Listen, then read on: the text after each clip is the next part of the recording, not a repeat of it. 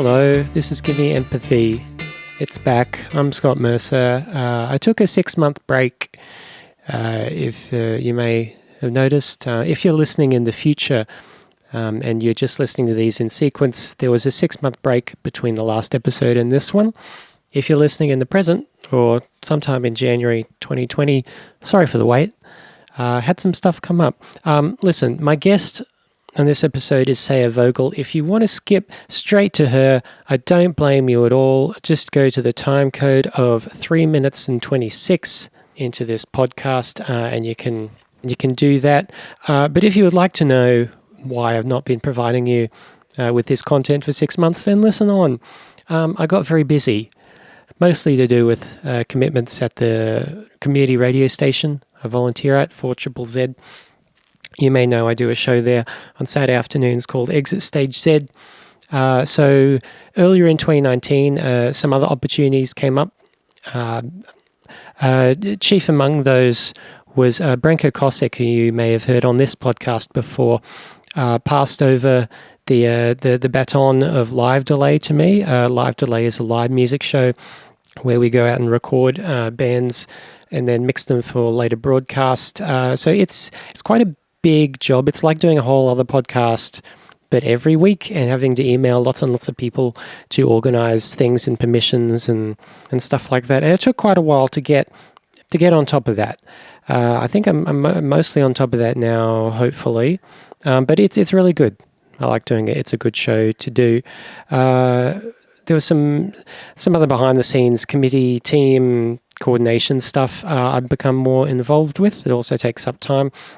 Another thing I was doing was my friend Josh, who was on this podcast, J.M. Denellen. He asked me to do the music for the second season of his podcast, 6 Cold Feet.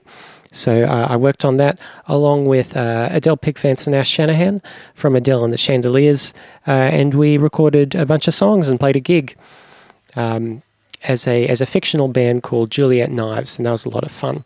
So all these things have been taking up time. There was a period in the winter as well when I was without a working car or computer for a couple of weeks, just things breaking down, nothing really dramatic. So that's what's been going on. But now it's back, and we have in this episode Seja Vogel. You might know Seja. She's quite beloved around Brisbane. She started off in a power pop band called Sekiden in the late 90s. She's also played in Regurgitator and released 2 solo albums. And of course, she has her own podcast called HearSej that's really good. So, without further ado, let's get back into it. This is episode 59 with Seja Vogel.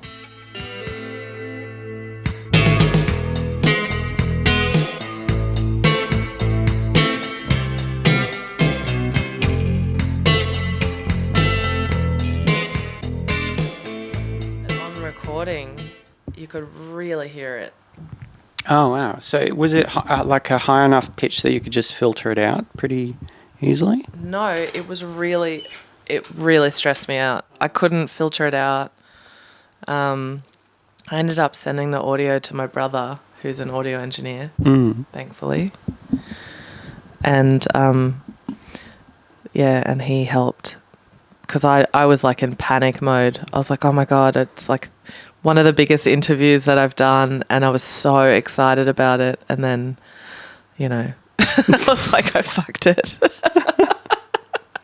And I actually remember when I walked into the room, Jeff said to me that, like, oh, there's a vent. Is that going to be okay? And I was like, I can't hear it. It's fine. So last night was, we'll just recap last night because we had that conversation off mic. So you've just dropped Spod off at the airport. I have. So Spod played last night with the Fancy Boys at the Bearded Lady, and it was so funny. I don't know how many people have seen Spod play, but it's honestly a sight to behold.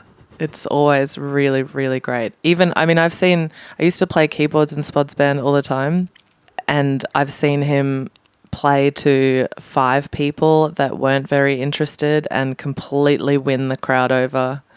I use that term crowd loosely for 5 people. And then I've also seen him play to hundreds of people and, and get everyone's attention. And yeah, he's so great. Were you actually playing in the band last night? No, but lately I've been doing like a little bit of singing because I did a bit of singing on his record. Right. He just released a record called Adult Fantasy.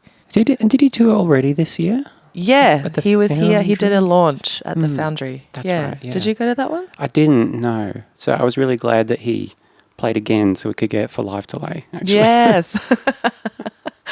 Yeah. No, it was really funny. I drank a lot of gin, feel a little bit worse for wear, but now I have all of the beverages. You got your tea and your cold water. Yeah. Let me know if you need anything else. Thank you. More tea or... I already feel so much better. Or gin. No more gin. So you're not a hair of the dog person? No, I can't do it. Are you? Not really. I find like just like one cider in the morning might help. In the morning. See, Yeah. I feel like maybe I could do a beer like at lunchtime. Oh yeah, not like as soon as I wake up. Yeah. Yeah. Like after breakfast or Yeah. before breakfast if I can't eat breakfast. Yeah, no. I don't feel that bad. Like I should say that I drank not excessively, but just enough to make me feel not fantastic. Yeah. Yeah, same. I feel okay. Yeah. Like I did just drive, so I don't think I put anyone in danger. Yeah. So I wanted to now you have a great podcast, HearSej, that I very much enjoy listening to. Thank you. And I feel like the audience gets bits and pieces of who you are from listening to it because it's not a podcast about you, it's about the people you talk to. But sometimes bits just come through like, oh yeah, that reminds me of the time I was, riding a crocodile with Regurgitator in Thailand or whatever. Like these amazing stories just come through. Yeah. And like I know a bit of the stuff you've done just through the bands and whatnot, but I'm not sure if people have kind of a whole, say, a story that they can kind of pin things to. So I was thinking we could go pretty much chronological today, if that's all right. Yeah, of course. So you were born in Germany. I was born in Germany in a city called Kassel, which is sort of south, quite southerly. And then we moved to Stuttgart because my dad worked for Mercedes. Ooh. And then he got this opportunity also with Mercedes to live in Melbourne for 5 years. And so the whole family packed up and moved over when I was about 7.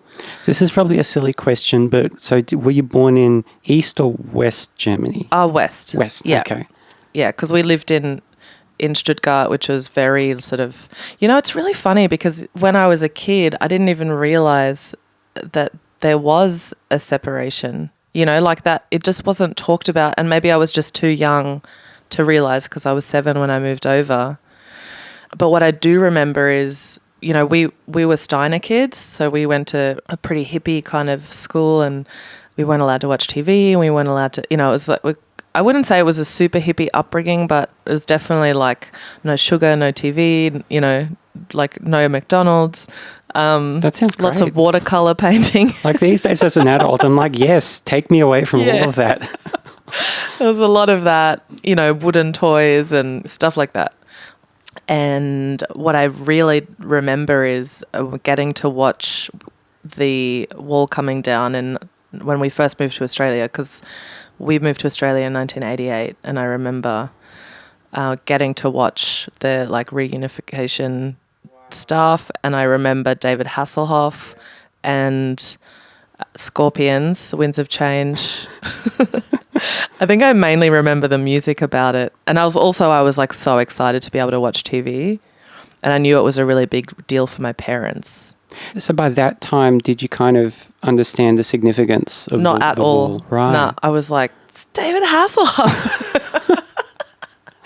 I think I didn't understand it until years later when I realised that's what it meant, that it was a really big deal.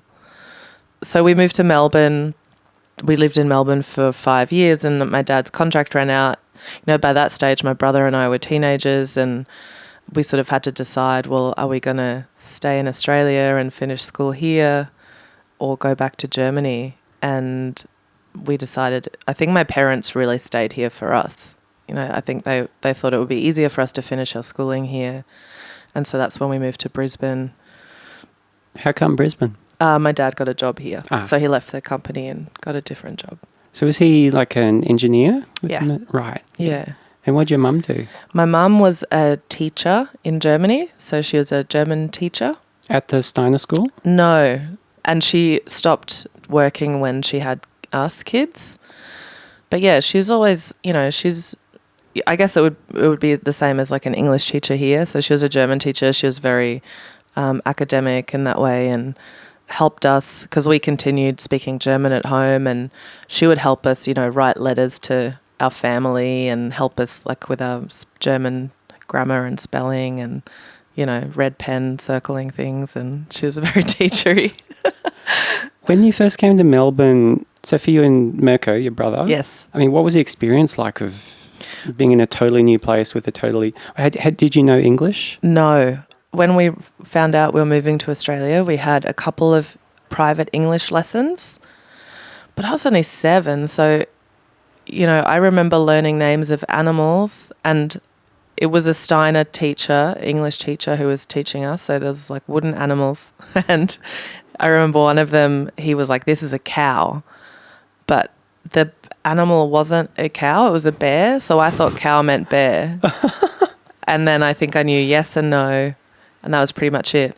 But I had a really lucky experience because we went to the Steiner School in Melbourne, and so in Germany you start school in September and we moved in May. So I'd sort of already done half a year of grade 1. So you were actually a bit ahead. Well, in Germany, I suppose it, didn't really translate to Australian school, but I had already done some school, and then I went to grade 1 in Melbourne, and I was really taken under the wing of the girls in my class, because I think girls at that age are really sweet, and I was like their little pet project, and they would help me learn the language. And I think even the second week that I was at school, they invited me to a slumber party.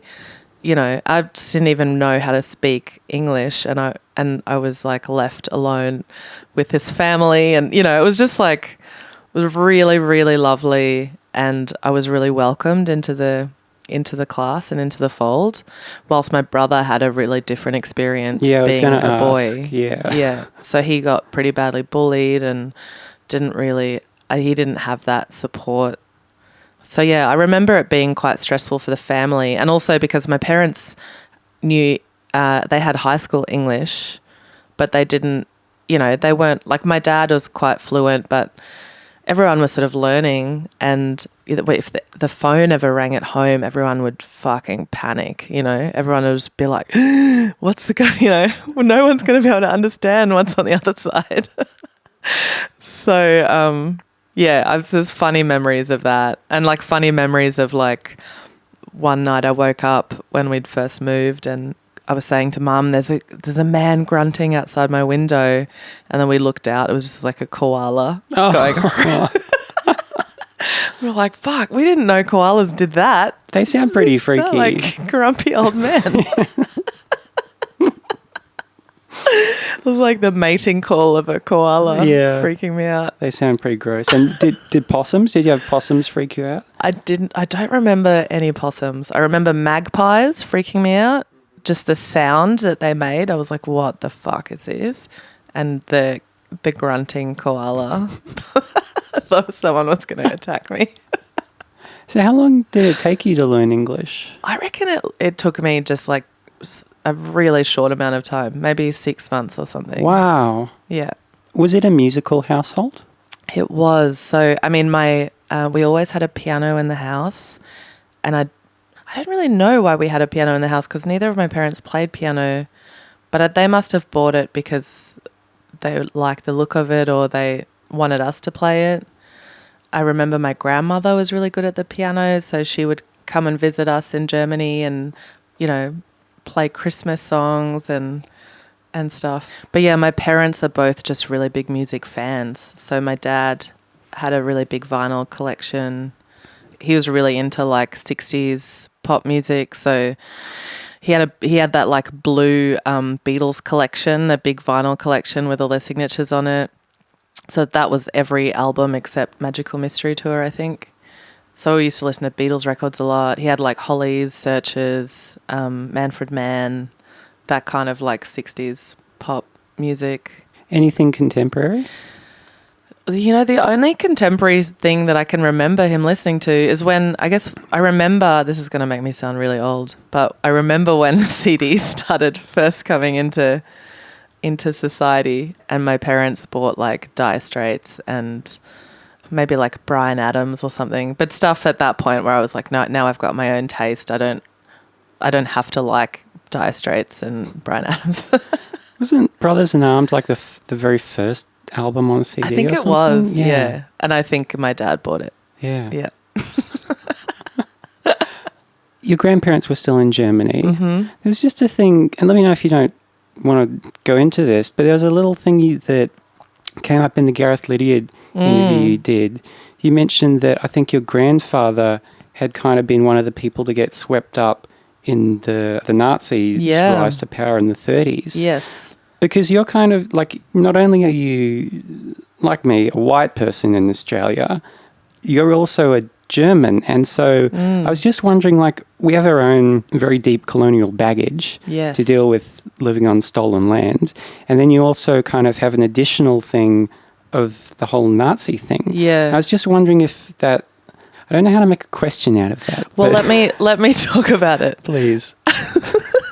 I do. I think it's weird because I don't know if you feel like you have Australian guilt. Yes. I definitely feel like I have German guilt, and for no reason whatsoever, because, you know, my ancestry is not a reflection of me.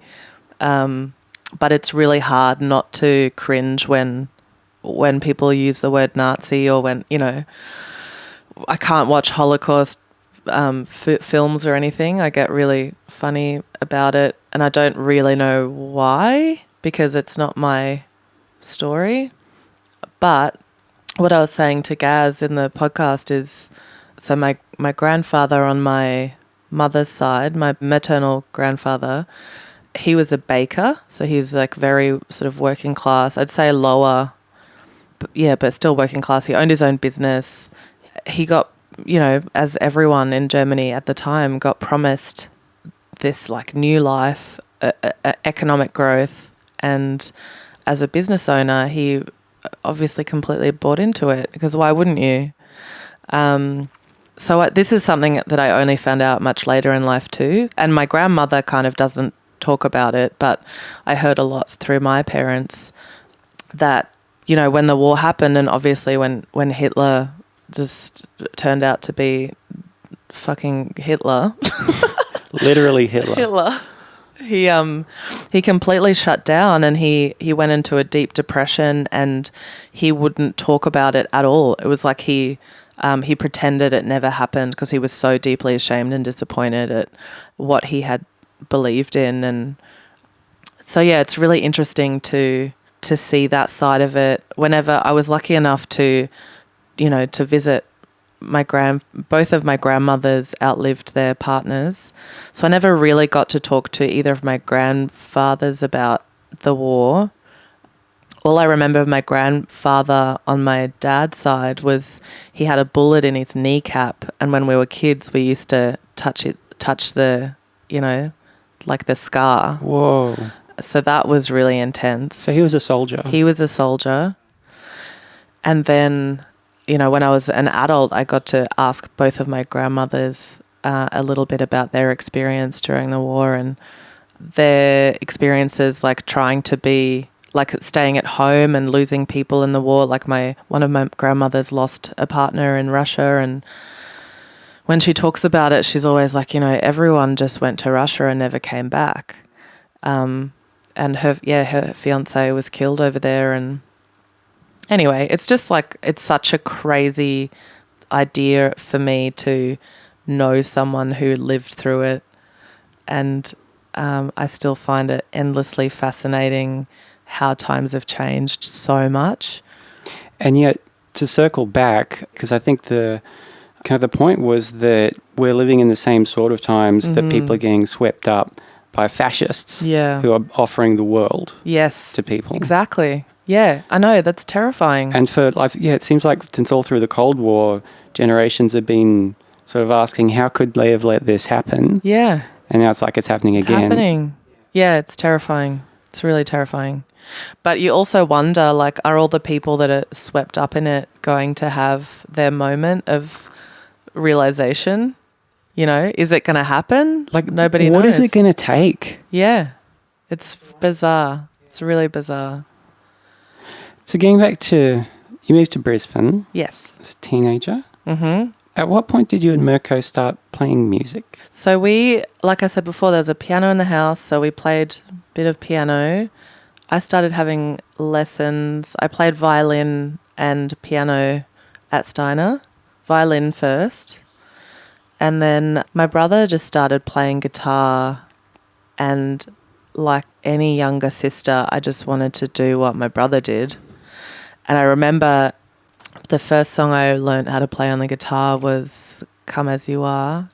Yeah, and then I was like, oh, this isn't so hard. Because I always thought, like, with keyboard or piano, it's so easy to see patterns, to see what you're doing. And I think I've always learnt by patterns rather than by reading music, which sounds kind of weird. But with the guitar, I was like, I can't see the patterns as easily as I can on the piano. So I just thought it was going to be really hard. And then when I learned Come As You Are, which is very easy, I was like, oh, I think I could do some guitar. I think I could do this. And then it wasn't until my brother had started this band with Simon, who is now my husband, and like we all went to the same school together. And but we were all 2 years apart. So I was in grade 8, Mirko was in grade 10, and Simon was in grade 12. And they were really good friends. I didn't really know Simon back then. And they'd started a band with this other guy. And then the bass player, sort of stopped turning up to practices because he had like maybe got a girlfriend or something. And so one day I remember them coming to me, and I was maybe like 16 when this happened. And they said, oh, do you want to like come and play just the bass part on the keyboard? Because I think they were like, you know, we want to practice these songs and it doesn't sound good with just drums and guitar, so we need something else. And I think Mirko was like, oh, we'll just get Seja to do something. And the keyboard they had was this old Korg Delta, which is really primitive synth that's really easy to program but still quite old and cool. It sounded great. And then I remember playing it, and it was so fun, and like getting to, you know, do like filter sweeps. I was immediately like, oh my God, filter sweeps. What is a filter sweep? You know, when you play with frequency and resonance, and it kind of goes. Oh, okay, yeah. Like, so pushing it and turning a knob. Yeah, but on this keyboard, it's like sliders. Like you put one up and you pull one down. Right. And I think my little mind was like, whoa, filter sweeps are the coolest thing I've ever heard. And suddenly, like, all this music made sense to me, like music that I liked listening to, because at that point I was probably listening to, you know, some older stuff like The Cars and Kraftwerk and stuff. And suddenly I was like, oh, that's that thing that I like. But I never knew what it was. And how to make that noise. Yeah. And that was it. And I was like, synthesizers are cool. At the point you joined, like, what was Simon and Mirko's band sounding like? It sounded like Brisbane at the time, because this would have been maybe like 1996 or something. So it sounded a bit like Custard, Biro, the Melnicks, like that kind of like sweet pop songs. Not sweet, that's the wrong word, but you know, like guitar pop songs. Because by the time the first Sekiden EP came out, it seemed like you arrived totally fully formed and quite different from what the rest of Brisbane was doing at the time. Oh, really? Yeah, I don't remember feeling like we sounded different, but maybe it was just because we had keyboards and no bass. Maybe I just don't have quite the context because I wasn't actually around there. Yeah. I mean, there's a bit of Regurgitator in there, definitely. Yeah. But it was so the power in power pop Yeah. was right there. It's just like hook after hook after hook. Yeah. It's ultimate pop music.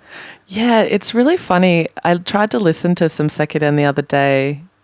I can't even remember why. I really honestly haven't listened to Sekiden for about 10 years. Wow. And I'd put some on just like on the bus or something.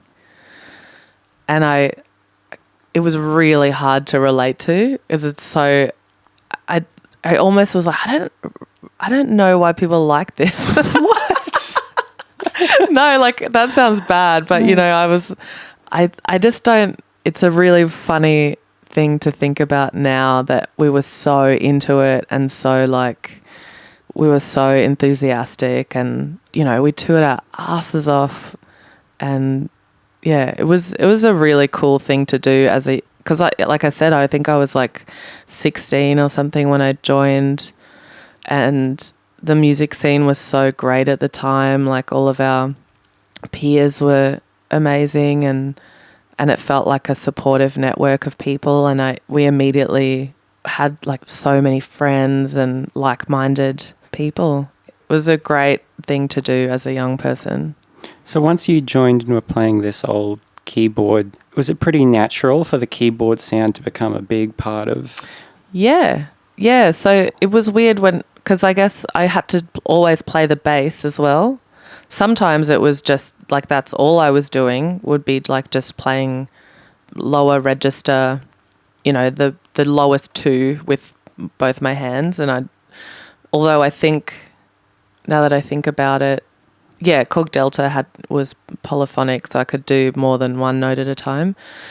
And then it sort of, yeah, I guess after that it went into a bit more like, okay, now I can do some other things with my right hand and play the bass with my left hand. And then it took a while though before I had two keyboards. So I only ever had like one keyboard where I'd play everything because the Cog Delta was Simon's keyboard. And I ended up buying my own keyboard that was a Poly 61, and that was like my thing for a while, and that had some like other sounds that I thought were cool. And I don't know what I'm trying to say. I think I just You like synths, I gather. Yeah, I was really excited to have my own synth. And then it took ages after that to like actually have two keyboards where I could like have, because back in the day you couldn't split the keyboards. So it was the one sound. It was the one key. sound, yeah. And so I didn't ever have like any split stuff. So then when I got my second keyboard, then I could do heaps more like right hand flourishes and like hooks and melodies and stuff. Do you ever get rid of your old keyboards or do you have them all? I have most of them. Yeah, I've got most of them. I find it hard to get rid of stuff. I don't have that Poly 61 anymore. I can't even remember what happened to it. I think I sold it. And we don't have the Cog Delta either. But I do have, most of my other ones. I find it hard to... I was just talking about this with someone yesterday. It's like really hard to sell stuff when you're like emotionally invested in it or when you have like... Yeah. And also like we've got a studio now, so we've got space to put stuff. Yeah. It's like if other people wanted to come use the studio, you'd want them to have. That's right. That's exactly right. It's for them. It's not for you. But also I'm a bit of a collector. Like I've got a lot of synths now and I love the look of them as well as the sound. And you never know, like when you want to make the sound of, they all sound completely different. So I'd keep most things. And someday you can bequeath it all to the state library or something. Yeah. The Vogel synth room. Actually, the guy that invented the Fairlight, his name is also Vogel. Oh, wow. And so I feel like it would be misleading if I had the Vogel collection. Everyone would be like, oh, it's the guy that made the... Use that to your advantage. Like as a solo artist, you just go by Seja. Yeah. You could have just gone by Vogel and made bank. I blew it. Also, Seja's like really similar to Sia, and also when people read it, you can't read it phonetically. People would say Seja. So I feel like I didn't think that through. Has that been an issue with your podcast HearSej as well? Yep. Yeah. I'm not great at thinking things through. I just immediately was like, that's that's the name because it's really funny and it's a pun. And I didn't think that I'd have to explain it all the time. Were there any other puns on the short list? I think there were.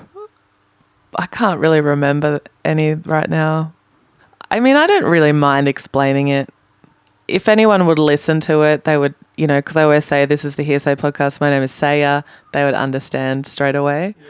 But if you haven't heard it, then that's... If you're trying to tell someone how to find it on Apple Podcasts, that's the...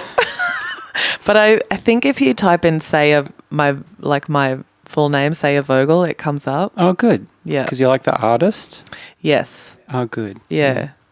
Because for ages I actually had, this is nerdy podcast talk, but you might be into it. Do it. For ages it said HearSej by HearSej. So the artist was HearSej. Yeah. And then once I changed that, so it's HearSej by Seja Vogel. Now it's easier to find. But you have to go into like the iTunes Connect, and it was a whole rigmarole to try and change it. I don't even know how to do that because I just go through like a podcast service. Do it through. It just automatically sends it off. Who do you go through? Libsyn. Yeah. Yeah. So I don't even know how to access the individual services it sends it to. Yeah. I felt like I was writing a thesis when I was researching how to upload my podcast. Yeah. I ended up calling this guy that is now a mate, but he has his own podcast in Melbourne. He does the Tripod podcast, and he also does this amazing podcast called Art of the Score. So I called Pogo, and this was the first time we'd ever talked because he was like a friend of a friend, and I just called him and I was like, weird question. Hi, I'm Seja. How do you how do you upload a podcast? And we tried to go through it together. But yeah, he didn't even know, and he does it all himself. But I think it's you have to have an RSS feed. And I was researching that SoundCloud does that quite easily. So I put mine on SoundCloud. And then you don't know if it's going to get approved or how quickly it's going to be approved. And yeah.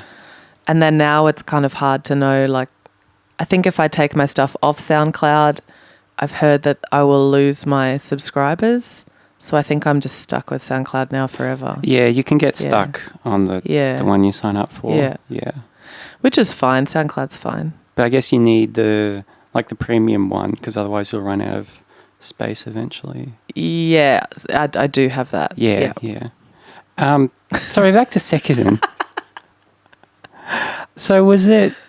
Because you started playing in the band very young. Yes. Were you playing in venues when you're still underage and stuff? Yes. So for a while, I think everyone except Simon was underage.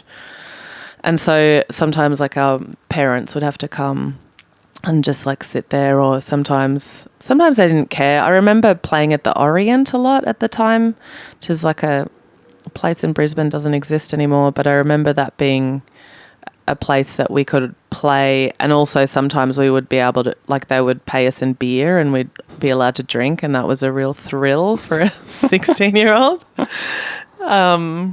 But yeah, sometimes our parents would have to come, or they definitely had to drive us places because none of us had a license.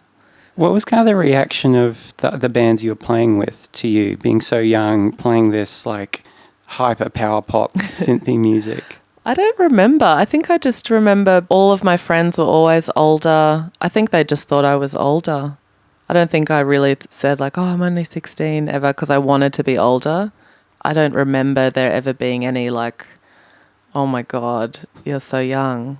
The only time I ever remember that was when Sekiden went on tour with Regurgitator for the first time. And at that point I don't remember why this happened, but we were all having dinner in Canberra, and for some reason we were going around the table talking about how old everyone was, and everyone was probably in their late 20s by then.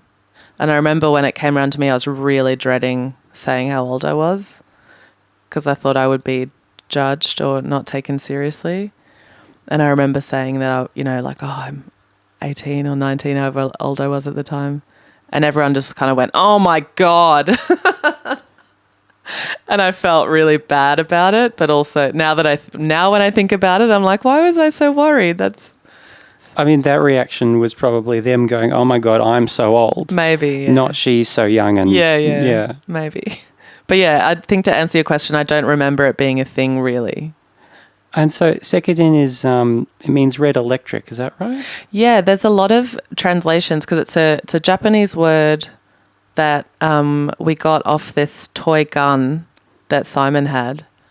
And again, I think this is a name that we didn't fully think through because people quite often, if you say, you know, what's your band name, Sekiden, it would always be what? Pardon? And so it's a Japanese word, and I think we asked quite a few people, like our Japanese friends, what does it mean? Because we just got it off this toy. And there was a lot of, I guess in Japanese, there's a lot of different ways things can be interpreted. And so we got red electric, we got electric sheet, like a bed sheet, and an electric cough. Electric cough? Yeah, all of which I think are great. But I think red electric stuck, and, you know, that's why, like, Dale from Dollar Bar wrote that song, Red Electric. Yeah. And actually I listened to that song recently. I mean, Dale and Dollar Bar were in our community quite a lot. And you sang on Cute Girls Have the Best Yeah, Diseases. I sang a bit with Dale, and I feel like we used to see each other like every weekend at one of our gigs. I felt like Dollar Bar was playing, at that point it was just Dale solo. Dale was always on the same bills as us. And I remember one day he was like, I'm going to write this song called Red Electric. He was like, what else should I put in it? And I said the word mahogany Dutch cramp. And he was like, I'm going to do it. And he did it. And he did it. Dale's always got so many non sequiturs in his song. Like it just fits anyway. Yeah, because he rhymed it with who the hell put on Transition Vamp. Yeah. Yeah, I also remember that. He was like, what should I put in it? Mahogany Dutch cramp. Okay. Do you remember recording in a studio for the first time? We did. We recorded with Bryce Moorhead when he was living in a house in Coorparoo. And it was literally like probably about the size of your place. Which is not big. Which is, you know, it's a good size, but it's not a house with lots of rooms. And so we set up in his lounge room for maybe like 2 weeks or something, and recorded it there. So it didn't feel like a studio.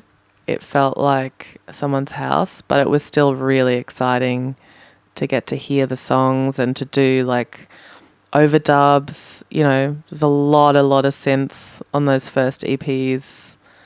That was really fun. And also the revelation of like overdubbing vocals. They just sound so much better when there's more of them. Yeah, I think that was really exciting. I remember that. But I also remember it being really hot and, you know, lots of mattresses and doonas around and stuff like that. For soundproofing, I'm guessing. Yeah. Not to sleep or to on. dampen the sound. Yeah. How did your contribution, like in terms of singing lead and writing songs, how did that change? It was interesting because the band was always, you know, it started off being Mirko and Simon's band, and Mirko wrote quite a few songs, but Simon wrote most of the songs. And so at the start, it was always like Simon would write the song, bring it to band practice, and then we would all write our bits. And sometimes he would be like, I don't want to sing this one. Do you want to sing it? And so it was very much like, yeah, I feel like it was, and I think I was too young to be at all assertive. I was like very much like, when I think back on it now, I think I was very much a follower for ages. You know, I'd just like do what I was told. I was also very much in the middle of Mirko and Simon. If they ever had an argument, I would be the mediator. And then I think musically as well, I was always like the peacekeeper.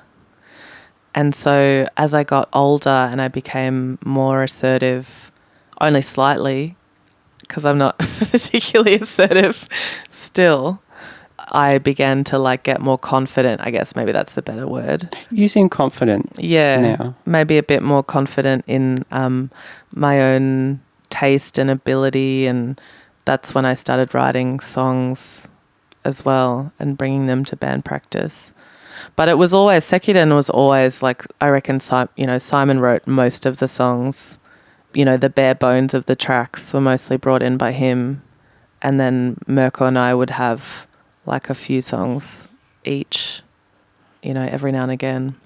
3-piece bands are interesting because it's not a duo, so it's not a direct partnership, but it's too small to have factions. Yeah. It's always 2 against 1. Yeah. Somehow.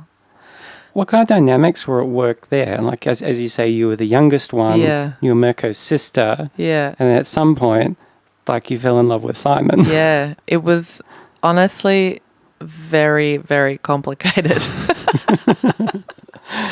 It was very complicated, but it worked, it worked okay. Also, it's weird. Like we were all so young. So there's a lot of things that were happening that we weren't really mature enough to deal with. And we got signed to Modular when I think I would have been maybe 18 when that happened. And that was a really big deal. We did all these overseas tours.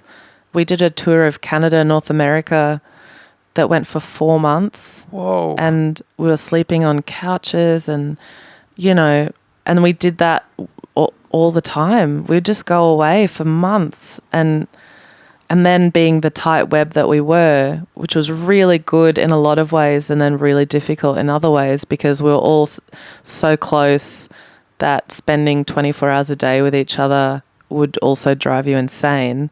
But then if anything bad happened, we were all there for each other. Or if any of us felt unsettled or if any of us felt anxious, we would have like our best friends and family there for us.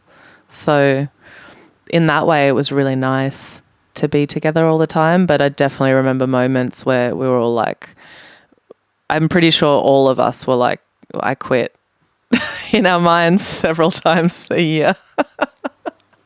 This is too much. And we'd get home from tour and be like, I can't see you for a while. Yeah. To get signed so young, did you have a sense that you were a popular band? Yeah, although it's funny, like I definitely felt like we had lots of opportunities given to us, but I never felt like, we had friends that were popular bands.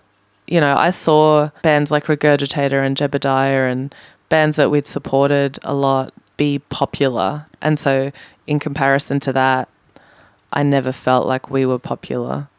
But I did feel like being signed to Modular and also Steve Pav, who was the guy that signed us, who owns that label, he had a lot of connections and he was a tour promoter and would put us on tours with bands like Supergrass or like, we did a lot of really great tours around that time, got a lot of really great supports, got to play cool festivals and,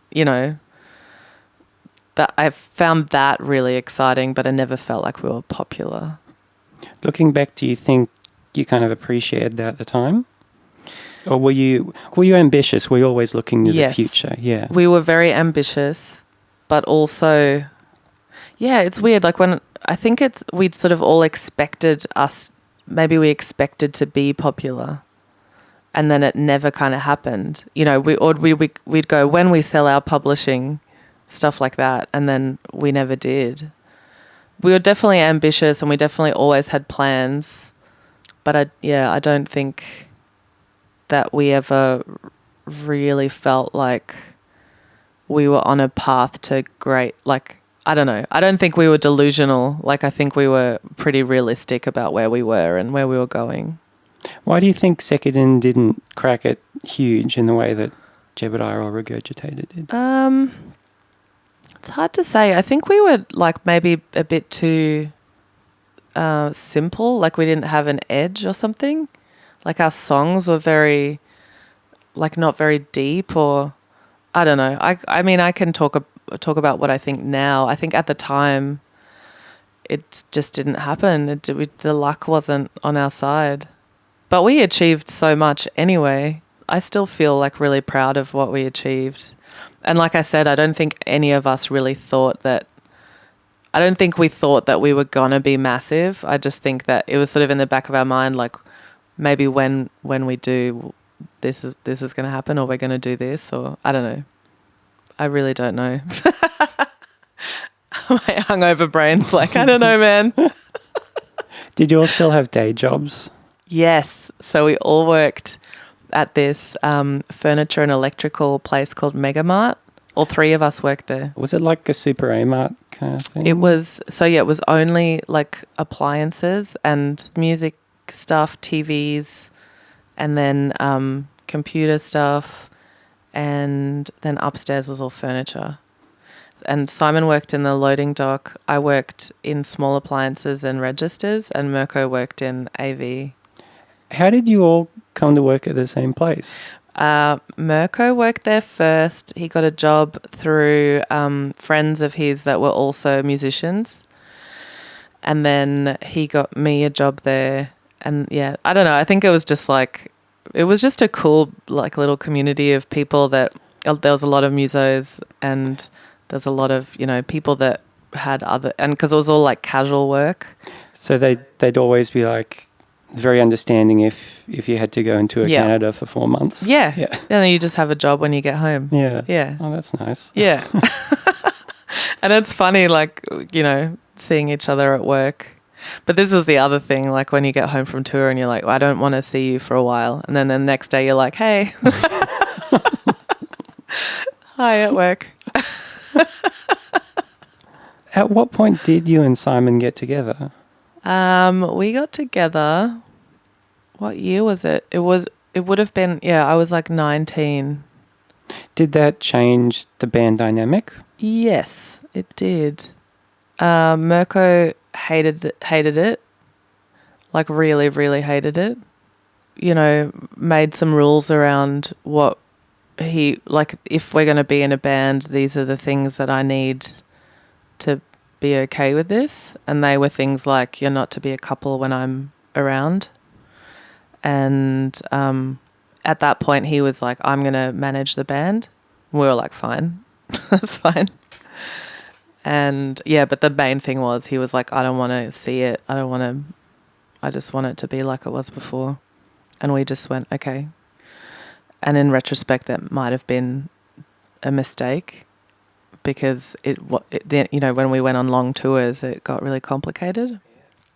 But it was quite a while until it settled. I imagine like with the Greats, I think when John and Patience said when they got together that Alana wasn't super keen, I guess because there's being a three-piece, there's such a danger. Like a romantic relationship can be a lot. Like what happens if you break up? I guess is the huge, big question that just looms. Yeah, there's definitely that as well. But it's funny, when Patience and John got together, I was very much a counsel to all of them because we'd been through it. So I talked to Alana a lot. I talked to Patience a lot. I mean, but they were on their own journey and they figured it out their own way. But I definitely remember going, I'm here. I know how it went. I know how it goes. Good to be able to be there for them through that. I mean, it's so funny now, like you and Simon and John and Patience have both kind of outlasted the Greats are still around, but both relationships have outlasted the active phase of those bands by a long shot. Yeah, totally. Yeah. And it probably was touch and go for everyone for a while. It's just weird. I don't know if I'd recommend it. I talked to Patience about this in the podcast we did together, where it's the best thing in the world to travel the world with your partner and to experience all the same things and to understand what it's like to be on tour, and that it's not like a great time all the time. There's a lot of waiting and a lot of traveling and a lot of setting up and carrying shit. And it's the best thing and the worst thing to be in a band with your partner. You can't get away. You don't have like a balance. It's all or nothing. yeah, it's kind of amazing that people can get through it. It's quite traumatic at times, but then also the best thing at times. So yeah, it's like a real roller coaster. How did Sekiden end?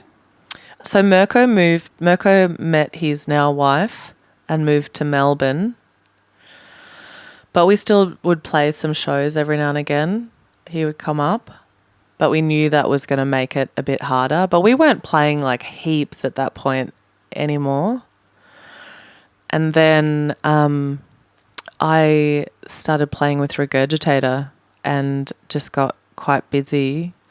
And then there was this one show I remember playing with Sekiden. We played at whatever Netherworld used to be. Step In, maybe. And it was just it wasn't like a miserable time, but it felt like none of us were into it. It just felt like it wasn't fun anymore. And I remember talking to Mirko afterwards. I was like, I think I don't want to do this anymore. And he was like, I totally don't want to do this anymore. And then we're like, how are we going to tell Simon? And yeah, then we like talked to Simon about it. And I think it was really sad for him. But also it just felt done, you know. As soon as it stops being fun, why are you doing it? Did you have like a big finale show or anything? Nah. Oh, that was it? That was it. Yeah. So probably a sad way to go. And we also have this, like we had recorded an album, but we hadn't recorded any of the vocals. So we had like all these songs, just never finished it. Oh, so it's still there? It's still there. There's a lost Sekiden album with no vocals. Yeah. Dude. I don't even know where it is. Simon, maybe you should get Simon on. Oh, boy. Oh, man. Want to hear it. Oh. So you'd been mates with Regurgitator, you toured with them before. How did you actually join the band?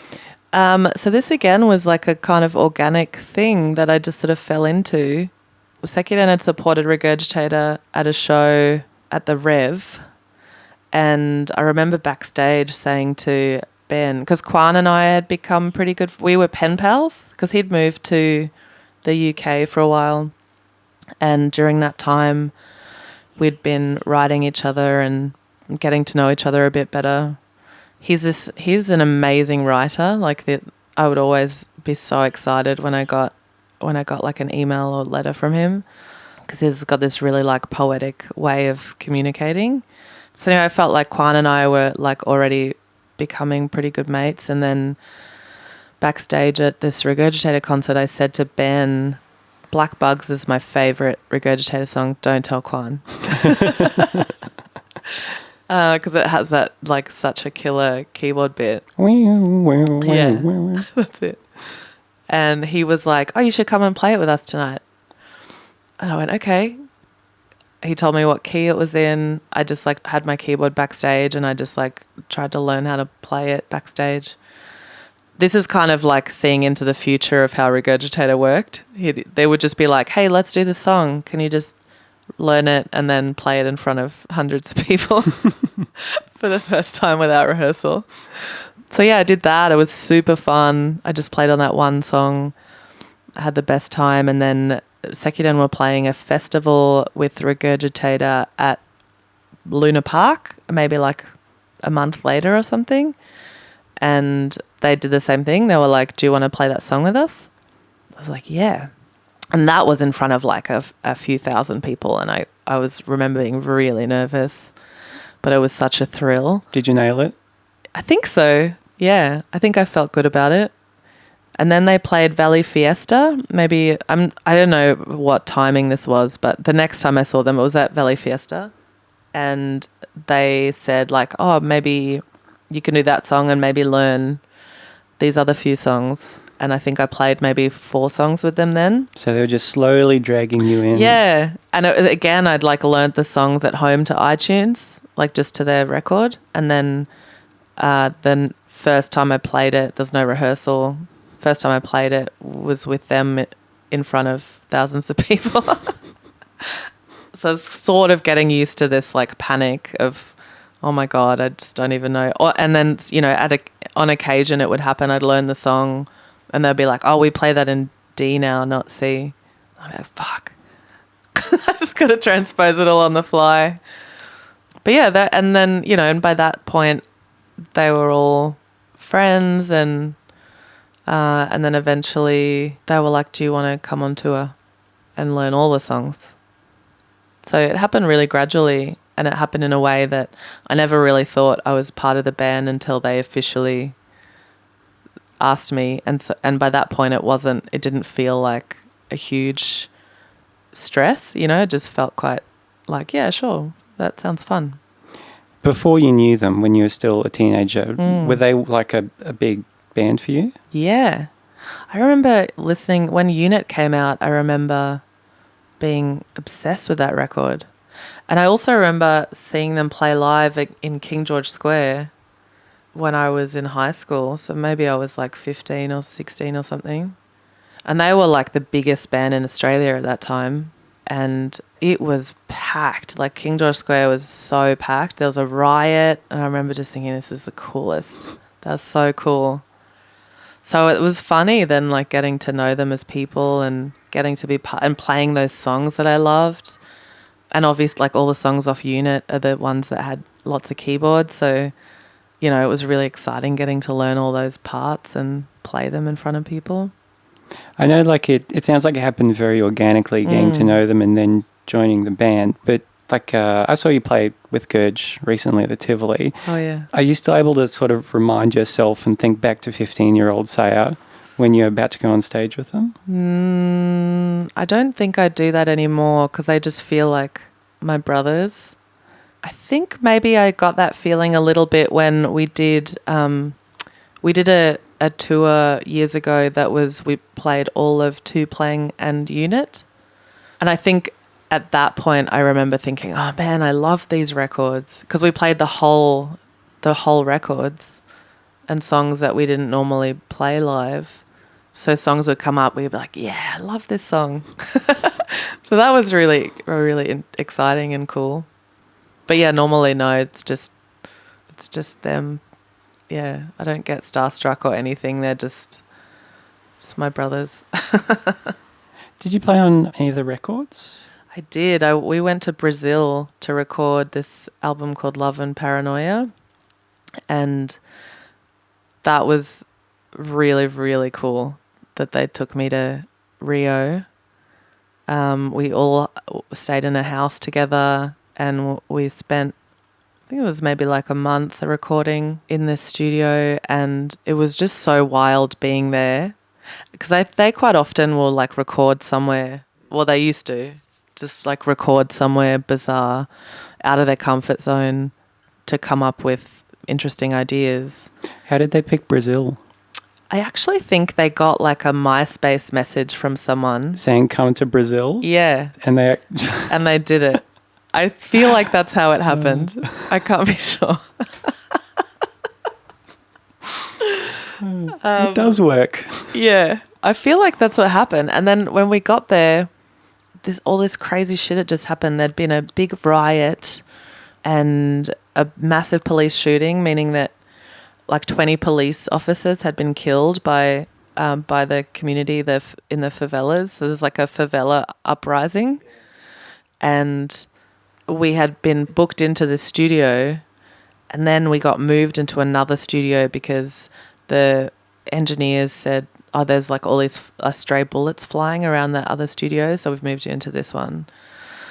So that was really weird. And then the engineers' English wasn't amazing, so it was a bit hard to communicate. But it was so nice. Like the studio had this deck that overlooked the Copacabana. We would sit out there at sunset just going, oh, wow, this is so beautiful. We had a few days off. We got to do some sightseeing and stuff. It was pretty amazing being there. And so I wrote one song by myself, and then I co-wrote a few songs with Ben and Kwan that ended up on that record. Does it really change how you work or the sound just being in another country when you're recording? Yeah, I think it did. We were pretty immersed in the recording because there's no other things that, you had to do. There's not like, hey, I just have to go pick up this thing or see this friend or whatever. So we're all pretty much, we were all really invested and really focused. But I don't know if it really changed the sound. I guess there's a couple of songs where we got some Brazilian percussion players in, and that was really interesting. And then the coolest thing was, so this guy lived in one of the nearby favelas, and so he invited us to come, and there was a bunch of people that were rehearsing for the Carnivale. There's apparently massive drum thing, a big percussion ensemble. So we went to this favela and it was just incredible. There's probably about 100 people playing all different percussive instruments, and that was wild to see that rehearsal. And also because you're not meant to go into favelas unless you're invited, so it was really interesting to see that community and see how people live there and talk to some of the locals. But what was really unfortunate was so our manager Paul Curtis he had stayed for the first week and then he went home, and that was the day he'd gone home, and he'd given me all the money, all the per diems, and so I had just a backpack full of cash. And that was the day that we went into the favela, and I needed to take it with me because I didn't want to leave it at the studio. So I was very consciously carrying this bag full of cash through one of the poorest areas in the city, and I just felt really fucking weird about it. And also I was like, if anyone's getting stabbed, it's going to be me. I'm going to die here. And it'll be so worth it for them to kill me right now. And also I felt so consciously like I'm the whitest person alive. I'm, so much taller and so blonde and so white with a bag of money. I'm going to die. And when I think back on it, I'm like, why did he give me the money? It feels so weird. Anyway, it was my memory of Brazil, but it was great. I'm so happy that they took me there. They didn't have to do that. So at what point did you kind of get the itch to do your own music? It was at the end of Sekiden. I got a computer and I got, my first sound card, which had a little keyboard in it. And I got really excited about the idea of recording my own things, because before that I had a 4-track, but I didn't really, for the kind of music that I wanted to make, which is the music I still make, which is 20 tracks of keyboard on everything, my 4-track wasn't cutting it. And so I think that was the point where I got really excited about, figuring out production stuff and programming drums and all of that. I was fascinated by, and then I got really excited about writing my own music. Did you start playing shows first or sort of put together the first solo album? I put together the album first without any intention of ever playing live. I still actually feel kind of funny about playing live. I only ever just want to record stuff. Recording's more fun to me than playing sometimes. I think that I have all this anxiety about playing that I don't have when I record. There's no pressure. I say this a lot in my own podcast. I can really relate to people like Harry Nilsson who just never played. They just record. And I wish it was easier to do that and be successful or make money than it is. Because I think in the world that we live in now, you really have to play live and put yourself out there. I guess it depends on the kind of music. Yeah. I feel like there's some people who just make stuff entirely, through headphones and on a laptop in their bedroom and do amazing streaming numbers, but we might never have heard of. We might not know they're living next door. Yeah, 'cause that's they right. never play live. Yeah, that's right. Yeah. But I do like playing live. I think it just took me a really long time to get used to it, because playing in other people's bands for so long, and I would count Sekiden as other people's bands, you know, because I felt like it was Simon's band for so long until we all sort of came into our own. I never felt like I had to carry anything. I was always just like off to the side, you know, sometimes singing, but mainly doing my own thing and not being the focus or center of attention or anything. And in Regurgitator was certainly that. And so then to be in the middle and to make decisions and to have to carry a show and to be singing for the whole thing was really daunting. So the first album, We Have Secrets But No One Cares, which is, now that's a great name for a thing. That's fantastic. And it's such a lush sounding record. There's so many layers on everything. Yeah. Now, I know, like, whatever guitar bands put out a new record, they're like, oh, yeah, this is the best one we ever made. Like, you know, you're never really quite happy with what you do, and there's always a few things you could have done differently. But it sounds like when you do put together an album like that, where it's all synth lines and programmed drums and beats, and it seems like you can really fine-tune everything. Like, in that case, do you still have that, oh, I could have done that better? Yeah, absolutely. I think there's, with that album, so I made that album in the breaks from touring with Regurgitator, because I was just touring with Regurgitator full time for like 4 years, all the time. And then I'd come home for a few weeks. You know, I didn't need a job. I was just sort of bumming around and catching up with people and then go away again. So during that time, I just started recording stuff when I was at home. And so most of that album was just sort of recorded as a demo, except for the first song, which then I like sort of went into a studio with my brother and sort of rejigged a lot of stuff. So that first song is quite highly produced, and then the rest of the album was just really just me playing in my bedroom and recording a lot of layers. And it's funny to think about, like, I probably wouldn't have been very precise making that record. I probably just would have just played it and then played it again and then gone, that's good enough. Because you thought it was just going to be a demo. It was just a demo. Oh, yeah. wow. This is the time, like, I think I remember seeing you around, because this is about the time I started going to gigs heaps. And I remember you would always be out at gigs. Yeah. I was was out at gigs a lot. See you all the time. Yeah. I'd like text my friends saying, Seja's following me again. She's at this gig. Yeah, I was at a lot of gigs. I think that was also a time like in my 20s where, you know, you're like socializing a lot, drinking a lot. I didn't have a job. So when I was in Brisbane, I was just going out a lot.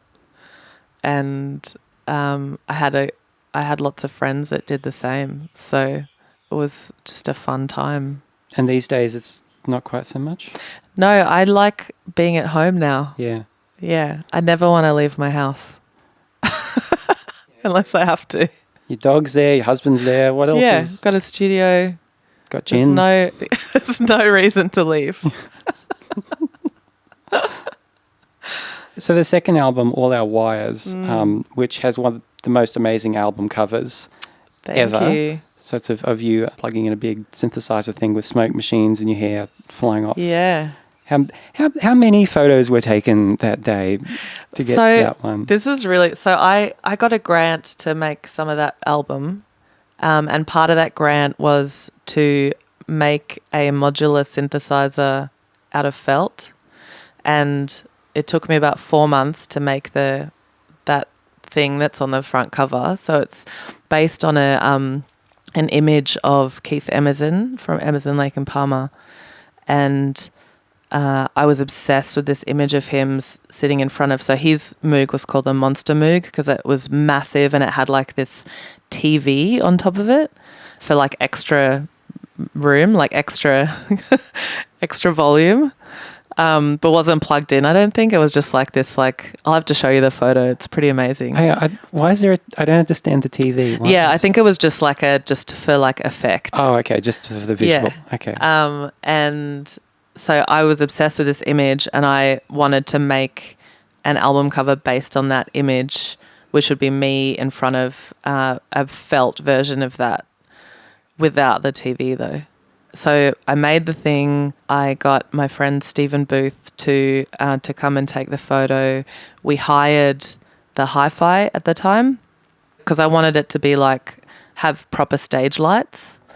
And so we transferred the behemoth felt thing, which actually had like a wooden frame, so it was not as easy to transport as you would think. So I had to like hire a truck and or like, you know, like a big van. So anyway, yeah, we went to the hi-fi and we took all these photos, put the stage lights up, and then Stephen was taking all these photos and they were all looking like the photo that I was trying to emulate, which was great, and I was stoked. And then just towards the end of the shoot, Stephen said, why don't you just do some movement, like just do some stuff? And I was like some headbanging or something? He was like, great, do that. So I did some headbanging, and then at one point Stephen looked down and he just started giggling and he was like, this photo is incredible. Like, I think he was like, you have to use this. And I looked at it and we were both just laughing. Like, it was so funny. This is so ridiculous, the image. So yeah, because my hair is like flying in. It looks like my hair is on fire because of the smoke machine in the lights. And we both sort of agreed like it would be remiss of us not to use that because it but also it just made us giggle. It's so ridiculous. So yeah, that's how that came about. There's some great headbanging album covers. There's like PJ Harvey, Rid of Me. Oh yeah, it's a great headbanging one. Yeah, I can't think of any other ones. Me neither, but there's one other one. All others have failed. I made a whole video clip that Spod made for me. And the video clip, I remember just saying, I just want it to be synth and hair and smoke. And it was. That's it. It's just me headbanging into this thing.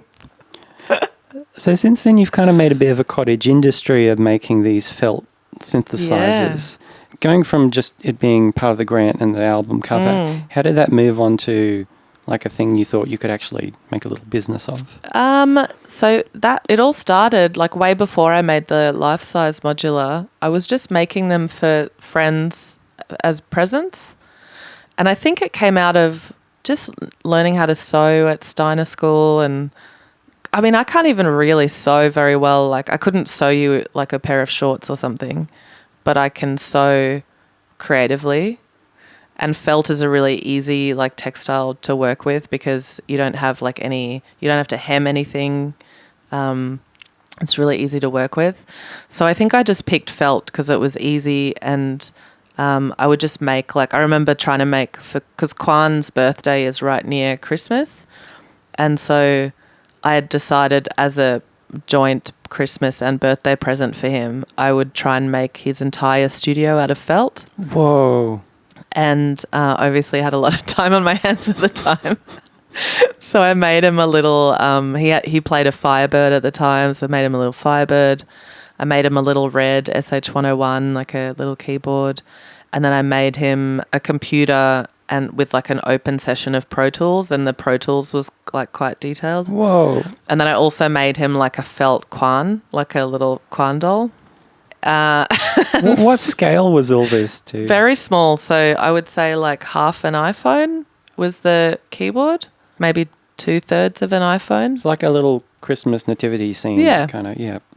And, you know, I like made little stands, like little keyboard stands and everything. And so I gave him that for his birthday, Christmas. And we must have been playing some shows around that time because I gave it to him while we were on tour, and everyone he showed was just like, holy fuck, you got to sell these. And I was like, no, it's just for friends. You know, it's just like a fun thing to give to people. and then people were in my ear a lot to make more of them. And then I made a couple, or maybe I made like maybe 5 or 6 of different keyboards. I made like a little mini Moog and a Juno and MS-20, so like sort of modular stuff. So because the little chords look really cute when they're made out of cotton. And then I opened an Etsy store, and they sold out immediately. And then I made some more, and I noticed more and more like the little mini Moogs were selling really well. So I made a lot of mini Moogs, and then meanwhile, like a mini Moog would take me probably like 7 hours to make. But it was a really relaxing thing to do. Like I just put on podcasts or put on like a TV show or something and just sew, and it was actually really great for anxiety and calming down and getting out of my own head, and it was just a really lovely thing to do with my time. And then something insane happened. Someone texted me and they were like, your things are on Kanye's blog today. And I don't think that it was like Kanye does that, but it was like on whatever his like it's Kanye's blog, but I don't think it's actually Kanye. His team, yeah, had blogged about it. And then I sold a lot. And they went all around the world. So it was really cool to see. Like I kept a little spreadsheet of, because I'm very German about these things, of like where they'd gone. And, and they go to like Turkey and like,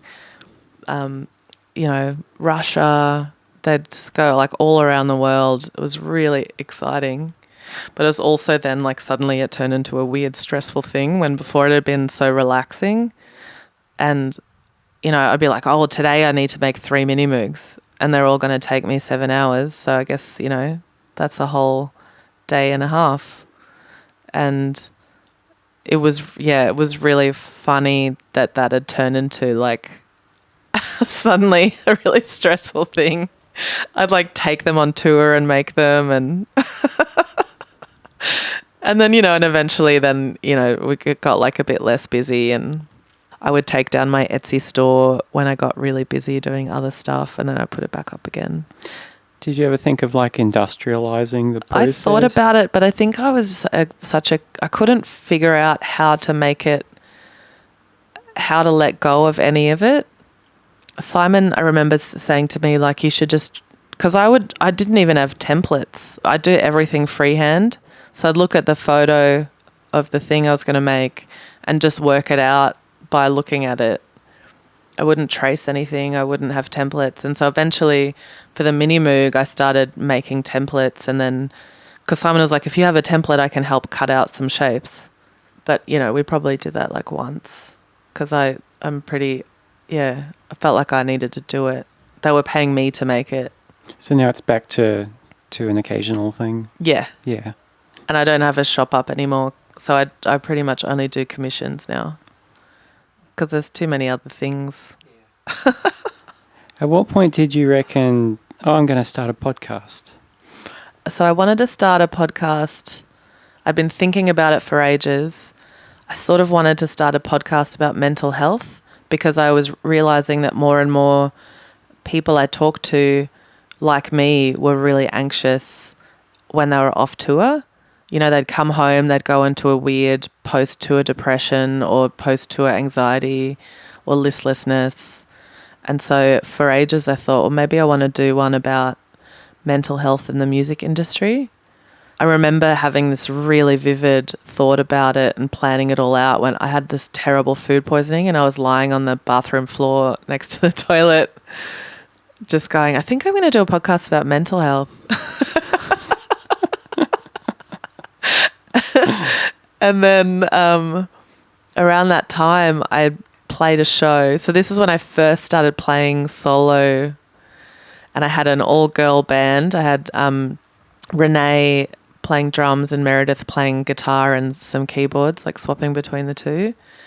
And I think we had played maybe 3 or 4 shows, and then we got offered the Goldfrapp support. Oh, wow. And completely were not prepared for it. Like, we had tried to prepare, but I just was not ready to play a big show. So we played we played a show at Luna Park with her to like a few thousand people. And then we played at the Metro in Melbourne, which is a venue that I think doesn't exist anymore. And it was also like maybe like 2,000 people there. And during that show, everything I had on stage broke. Like everything. My keyboard completely switched itself off. My other keyboard had like some issues because I was just still playing like vintage stuff. My pedal started buzzing. I tried to transpose songs that I'd written on the keyboard to guitar as I was singing them. It was just a fucking nightmare. I remember looking over at Meredith, kind of going, oh my God, help me. And she was sort of shrugging, going, I don't know what to do. And as I looked over, I had a little skull shaker on my keyboard and the skull fell off the keyboard and it burst into two and all the little balls went all over the stage. And I was like, even the skull was like, get me out of here. This is an actual nightmare. Yeah. You couldn't make this up. No, it was like everything broke. And I only played 20 minutes. I think our set was meant to go for 35. And I had to stop playing. I said, I can't play. I literally can't play any instruments. They're all broken. And I remember the audience being really on my side. Like they wanted me, they could see that it was just disintegrating in front of their eyes. And they really wanted me to do okay. I got them all to chant Juno, which is my keyboard, to try and bring it back to life, but it was dead, completely dead. So after that show, I cried. I was really upset. I'd felt like, it was a really big audience. It was one of my first shows with, doing solo stuff, and I was like, I'm just not cut out for this.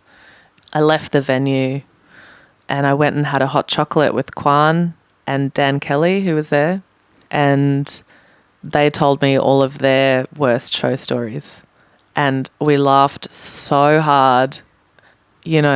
Everyone has those stories that something terrible's happened or something is like gone horribly wrong, and it's a really funny story after you've gotten over the initial shock of it. I think that was the moment where I thought, I think I just want to make a podcast about that, because it made me feel so much better, and also it was really, really funny. And I immediately went, well, I think I'm going to get over this pretty quickly because it's going to be a funny story. And it is. Yeah. It's just so outrageous. Yeah. That many things went horribly, horribly wrong. Yeah. And I do, like, I've got so many of those stories. Everyone does. Yeah. I could tell you stories all day about how things, like crazy things that have happened at shows. Like I got fire hosed once. Someone like just sprayed me with a fire hose. It was so weird. It's out of nowhere, just like in my face. Was that the one? So they were tripping, and there was in the Valley Mall, I think. Yeah. Yeah. Someone was just really high, and we're like, she looks really hot. She needs to cool down. I'm going to spray her with this hose.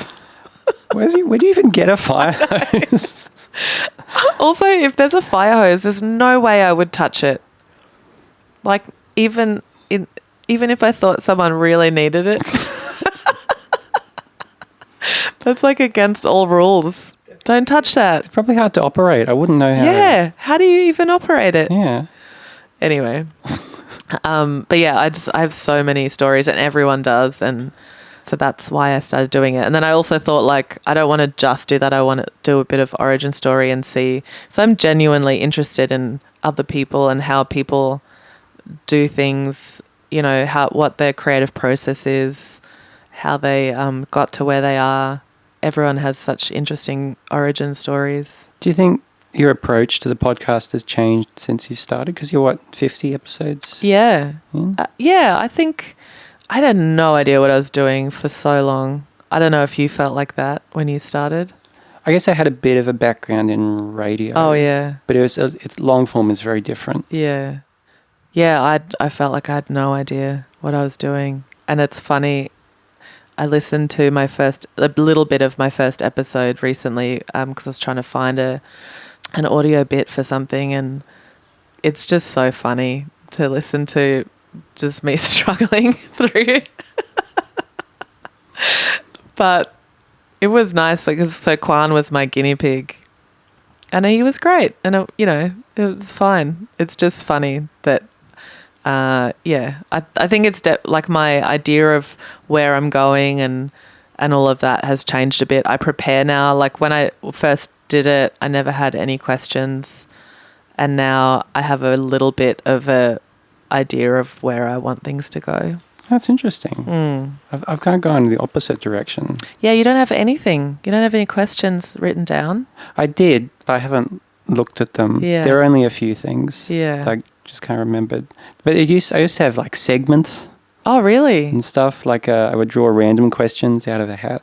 And Really? stuff. Oh, yeah. I have heard you do that. Yeah. Actually, I do want to bring a few segments back. I could just never be bothered. Because I feel like I like having people on more than once. So like the first one, they can kind of get a sense, the audience can have a sense, okay, this is where this person comes from, who they are. And then like in the next one, I feel like you can afford to be a bit more playful and do some fun things. How do you go about like trying to get listeners? Do you think about that? I'm terrible. Yeah. No one listens to this. Really? Yeah. I don't like. I can't care about it because it would just make me sad. I think. Yeah. No, it's shocking. I have no idea. I've never had any idea how to promote anything I do, whether it's bands or podcasts. Yeah. No. But so why do you do it?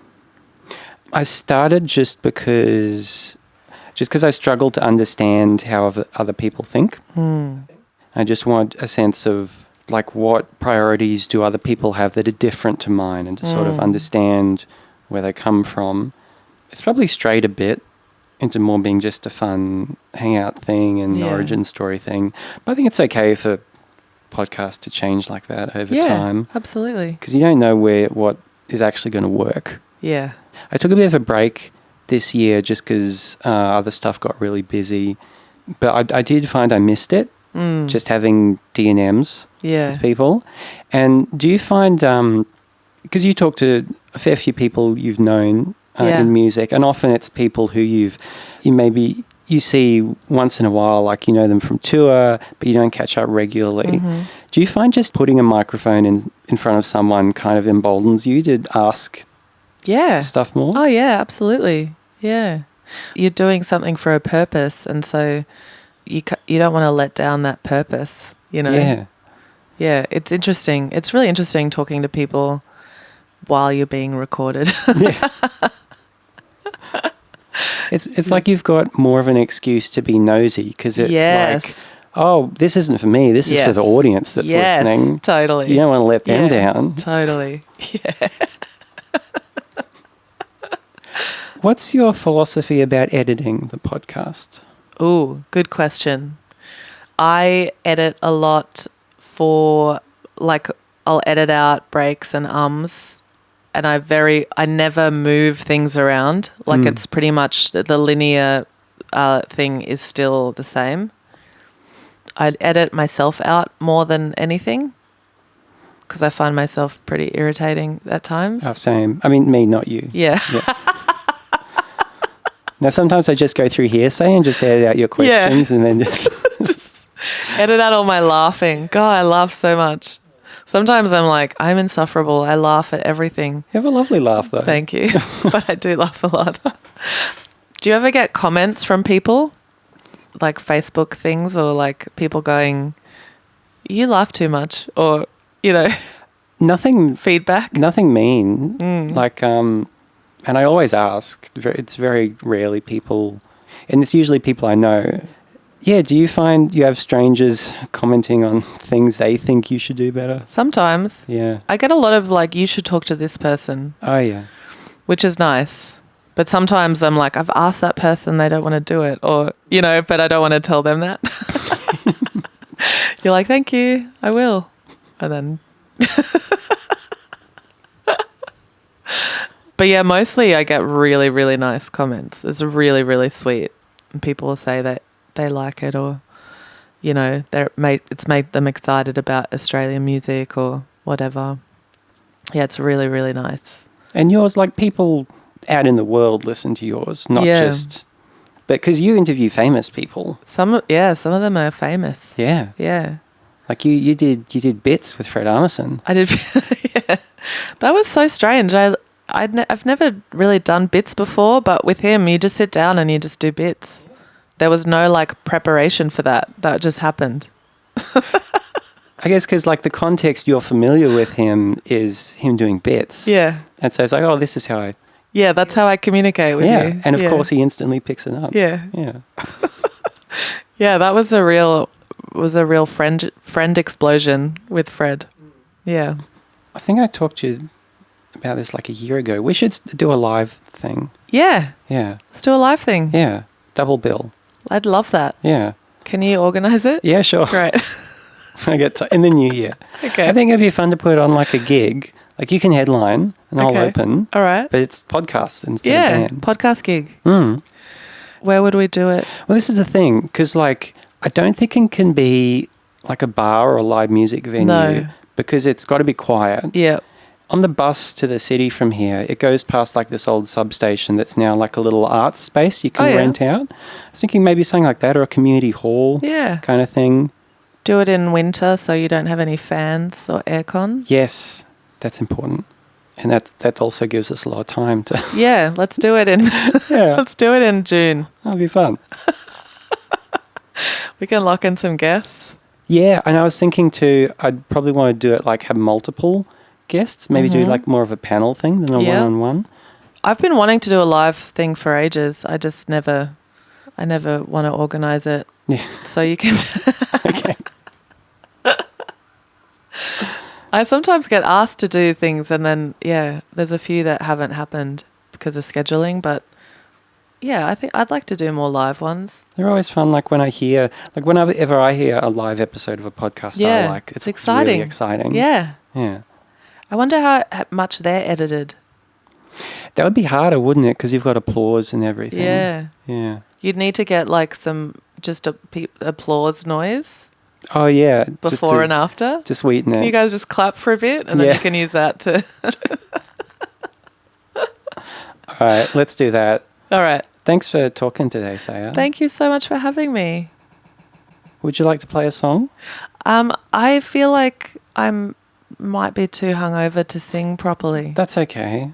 Do you want to play anything? Or- Nah. That's all right. That's Just edit this bit out. I will. That's why I had the stop after thanks, Seja.